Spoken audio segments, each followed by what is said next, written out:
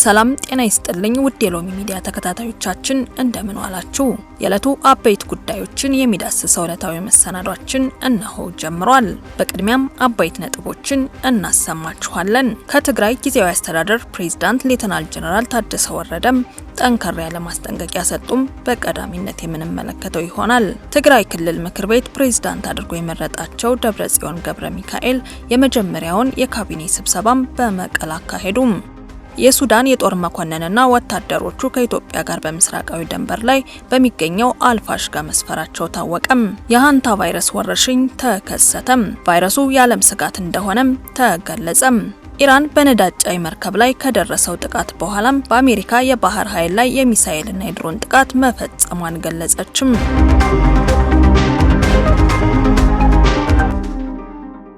ወደ ቀዳሚ ዜናችን እናመራለን። ከትግራይ ጊዜያዊ አስተዳደር ፕሬዝዳንት ሌተናል ጀነራል ታደሰ ወረደም ጠንከር ያለ ማስጠንቀቂያ ሰጡም። የትግራይ ክልል ምክር ቤት ፕሬዝዳንት አድርጎ ዶክተር ደብረጽዮን ገብረ ሚካኤል መምረጡን ተከትሎም ጀነራል ታደሰ ወረደም ዝምታቸውን ጠንከር ባለ መልእክት ሰብረዋል። በክልላችን ከቅርብ ጊዜ ወዲህ እያደገ የመጣው የተሳሳተ ስሌት የወለደው አደገኛ አካሄድ ብዙ ቀውስ እንደሚያስከትል በተከታታይ ሲገለጽ ቆይቷል። ከዛም ባለፈ ይህ የተሳሳተ አካሄድ በህዝባችን ላይ ሊደርስ የሚችለውን ቀውስና አደጋ ግምት ውስጥ በማስገባት አደጋውን በልኩ ተረድቶ ምክክርና መግባባት እንዲደረግበት ተደጋጋሚ ጥሪ ቀርቧል። ሆኖም ተመርጫለሁ ብሎ በቅርቡ ያወጀው አካል ጥሪውን ችላ በማለት ዛሬ ሚያዝያ 30 2018 ዓ.ም በሰራዊት ጥብቅ ጥበቃ ተደርጎለት በትግራይ ጊዜያዊ አስተዳደር የካቢኔ መሰብሰቢያ አዳራሽ ውስጥ የካቢኔ ስብሰባ ጀምሬያለሁ ብሎ በምስል የተደገፈ መረጃም ይፋ አድርጓል።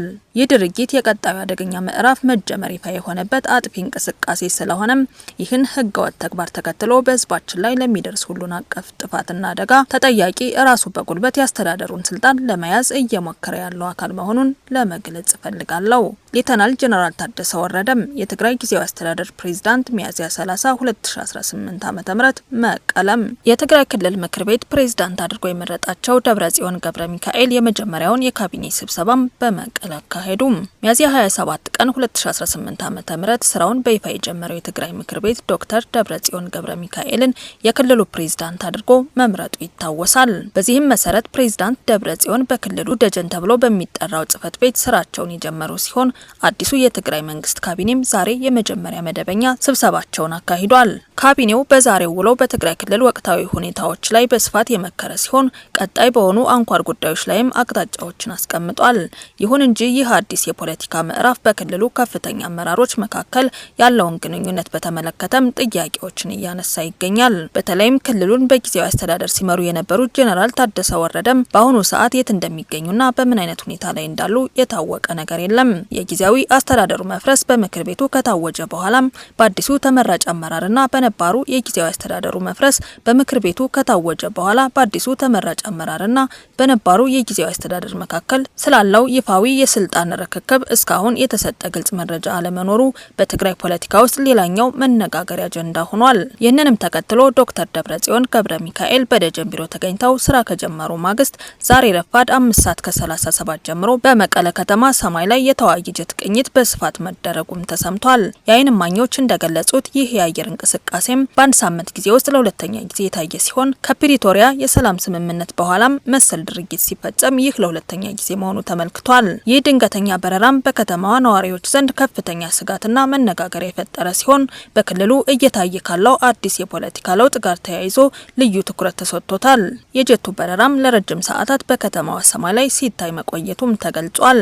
የሱዳን የጦር መኮንንና ወታደሮቹ ከኢትዮጵያ ጋር በምስራቃዊ ድንበር ላይ በሚገኘው አልፋሽጋ መስፈራቸው ታወቀም። ሱዳን በኢትዮጵያ ድንበር ሰራዊትና ጸረ አየር አሰፈረች።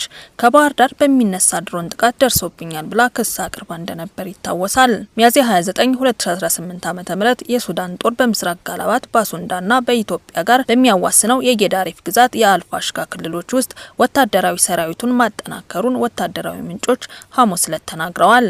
ካርቱም አዲስ አበባን በካርቱም አየር ማረፊያና በሌሎች ቦታዎች ላይ በደረሰው የአየር ድብደባ በኋላም ክሷን መመስረቷን ተከትሎ በሱዳን ሱዳንና በኢትዮጵያ መካከል ያለው ውጥረት ተባብሷል። ሱዳን ድሮኖቹን ከባህር ዳር የአየር ማረፊያም የተወነጨፉትን ክስ ስታቀርብ ኢትዮጵያ ግን ይህንን አስተባብላለች። ወታደራዊ ምንጮች ለሱዳን ትሪቡን እንደተናገሩት ሰራዊቱ በሳምንቱ አጋማሽ ላይ ወደ ታላቋና ዝቅተኛው አልፋሽጋ ባሱንዳና ምስራቅ ጋላባት ተጨማሪ ወታደሮችን መላክ ጀምሯል።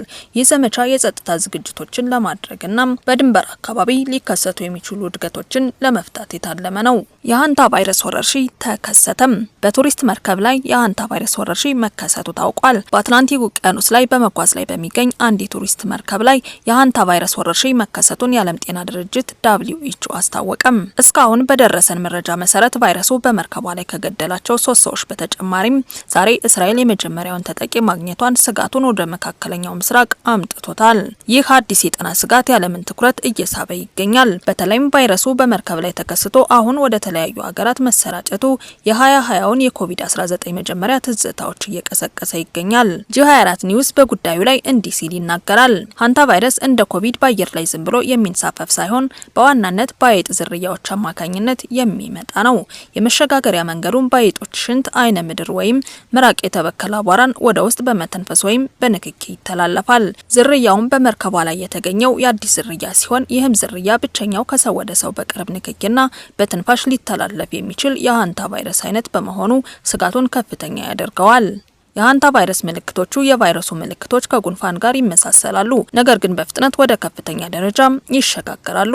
ከፍተኛ የጡንቻ ህመም፣ የምግብ መፈጨት መታወክ፣ ማቅለሽለሽና እንዲሁም ማስመለስ ናቸው። ከባድ ምልክቶች ሆኖ የተቀመጠው ደግሞ ቫይረሱ ሳምባን በማጥቃት የመተንፈስ ችግር ያስከትላል። ከዚህ ደረጃ ላይ የደረሱ ታካሚዎች የመሞት እድላቸው እስከ 38% ይደርሳል። የሃንታ ቫይረስ የዓለም ስጋት ሆኗል። ይህም ሲባል የመሸጋገሪያ ፍጥነት እንደ መጀመሪያ ተቀምጧል። መርከቧ በተለያዩ ወደቦች እንዳትገባ መከልከሏ ለምሳሌ ኬፕ ቬርዲና አሁን ስፔን እንድትገባ መፍቀዷ በሀገራት መካከል የዲፕሎማሲ ውጥረት ፈጥሯል። ሌላኛው የእስራኤል ኬዝ ዛሬ በእስራኤል የተገኘው የሃንታ ቫይረስ ኬዝ ከውቅያኖስ ወጥቶ ወደ ከተሞች መግባቱን ማረጋገጫ ሆኗል። የጂ24 ኒውስ ሚዲያ ወቅታዊ ምክሩን አስቀምጧል። ይህን ዓለማችን ላይ የተደነቀረውን ከባድ ክስተት የሚዲያ ተቋማት መረጃን በኃላፊነትና ፈጥነው እንዲያሰራጩ ይጠይቃል። ህዝቡ ከመጠን በላይ እንዳይደናገጥ፣ ነገር ግን አስፈላጊውን ጥንቃቄ በተለይ ከአይጦች ንክኪ መራቅና ንጽህናን መጠበቅ፣ ራስን ነቅቶ መጠበቅ ግንባር ቀደም መሆን ይገባል ሲል ሙያዊ ምክሩን አስቀምጧል። የዓለም ጤና ድርጅት እንደገለጸው ይህ እንደ ኮቪድ አይነት ዓለምን የሚያስቆም የመሆን እድሉ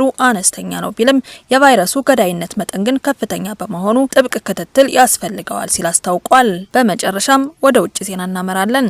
ኢራን በነዳጅ ጫኝ መርከብ ላይ ከደረሰው ጥቃት በኋላም በአሜሪካ የባህር ኃይል የሚሳኤልና የድሮን ጥቃት መፈጸሟን ገለጸች። በኢራን የባህር ክልል ውስጥ የኢራን የነዳጅ ጫኝ መርከብ ጥቃት ደርሶበታል የሚሉ ዘገባዎች ተከትሎ የኢራን ወታደራዊ ባለስልጣናት በአሜሪካ የባህር ኃይል ላይ ሰፊ የአጸፋ እርምጃ መውሰዳቸውን ገልጸዋል። አሜሪካ ከኢራን ጋር ግንኙነት ባላቸው ንብረቶችና በቀሽም ደሴት አቅራቢያ በሚገኙ አካባቢዎች ላይ በፈጸመችው ጥቃት የተኩስ አቁም ስምምነቱን ጥሳለች ሲል ከሷል። በተጨማሪም በሲቪል መኖሪያዎች አቅራቢያም ጥቃቶች መፈጸማቸውን ገልጿል። የኢራን እስላማዊ አብዮታዊ ዘብ ኃይል ባጸፋው እርምጃ ወቅት መሪ ተወርዋሪ ሚሳኤሎችን፣ የባህር ሰርጓጅ ሚሳኤሎችንና ራስን አጥፊ ድሮኖችን መጠቀሙን አስታውቋል። በዚህም በቀጠናው በሚገኙ የአሜሪካ የባህር ንብረቶች ላይ ከፍተኛ ጥቃት መፈጸሙን ተናግሯል። የአሜሪካ ማዕከላዊ እዝ ሴንትኮም ክሱን ውድቅ ያደረገ ሲሆን የአሜሪካ ኃይሎች እርምጃም የወሰዱት ኢራን በፈጸመችውና ምንም አይነት ትንኮሳ በሌለበት ጥቃት ምክንያት እንደሆነና ሁሉም የመከላከያ ክዋኔዎች በራስ የመከላከል እርምጃም መወሰዳቸውን ገልጿል። በሆርሙዝ የባህር ወሽመጥ አካባቢ ያለው ውጥረት እየተባባሰ በሄደበት በዚህ ወቅት በሪፖርት በተገለጹት ጥቃቶች ምንም አይነት የአሜሪካ የጦር መርከቦችም ሆኑ ወታደራዊ ንብረቶች ጉዳት እንዳልደረሰባቸው ማዕከላዊ እዙ ሴንትኮም አረጋግጧል። ይህንንም ተከትሎ የአሜሪካው ፕሬዝዳንት ዶናልድ ትራምፕ በሆርሙዝ ባህረ ሰላጤ በሁለቱ ሀገራት ኃይሎች መካከል የተኩስ ልውውጥ ቢካሄድም ከኢራን ጋር የተካሄደው የተኩስ አቁም ስምምነት አሁንም ተግባራዊ እየተደረገ መሆኑን አስታወቁም። ፕሬዝዳንቱ በዋሽንግተን ዲሲ እየተገነባ ያለውን ሪፍሌክቲንግ ፑል በመጎብኘት ላይ እያሉ ለጋዜጠኞች በሰጡት ቃል ዛሬ ሊተናኮሱን ሞክረዋል፣ እኛ ግን ጠራርገናቸዋል ሲሉ ተናግረዋል። የፕሬዝዳንቱ ጦርነት ዳግም እንዳይቀሰቀስና የዓለም ገበያ እንዳይረበሽ በማሰብ ከኢራን ጋር የተፈጠረውን ውጥረት ለማርገብና አቅለው ለማየት ሲሞክሩም በቅርብ ቀናት ውስጥ ለሁለተኛ ጊዜ ነው። ትራምፕ በትሩዝ ሶሻል ማህበራዊ ትስስር ገጻቸው ባሰፈሩት ጽሁፍ 3 የአሜሪካ የጦር መርከቦች ተኩስ እየከፈተባቸው ከሆርሙዝ ባህረ ሰላጤ በስኬት መውጣታቸውን አረጋግጠዋል። በመርከቦቹ ላይ ምንም አይነት ጉዳት እንዳልደረሰም የገለጹት ፕሬዝዳንቱም በአንጻሩ በኢራን አጥቂዎች ላይ ከባድ ጉዳት መድረሱንና ከበርካታ ትናንሽ ጀልባዎቻቸው ጋር ሙሉ በሙሉ መውደማቸውን አብራርተዋል። በተጨማሪም ለኢቢሲ ኒውስ ጋዜጠኛ በሰጡት ቃል አሜሪካ የወሰደችውን አጸፋዊ እርምጃም እንደ ቀለል ያለ ማስጠንቀቂያ አድርገው በመግለጽ የተኩስ አቁሙ አሁንም እንደቀጠለና በስራ ላይ መሆኑን አረጋግጠዋል። ፕሬዝዳንቱ የኢራን አመራሮች ክፉኛ የተቹ ሲሆን የተለመደች ሀገር ብትሆን መርከቦቹ በሰላም እንዲያልፉ ትፈቅድ እንደነበር ገልጸው ኢራን ግን የምትመራው በእብዶች በመሆኑ ይህንን እንዳላደረገች ተናግረዋል። አክለውም እነዚህ መሪዎች የኒውክሌር መሳሪያ የመጠቀም እድል ቢኖራቸው ኖሮ ያለምንም ጥርጥር ይጠቀሙት እንደነበረምና ያንን እድል ግን ፈጽሞ እንደማያገኙ ተናግረዋል።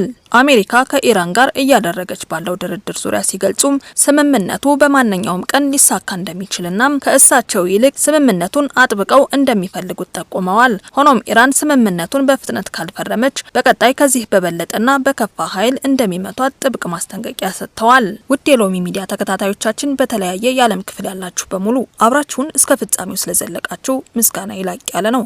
በሌላ መሰናዶ እስከምንገናኝ የዛሬን አበቃው። ቸር ቆዩኝ።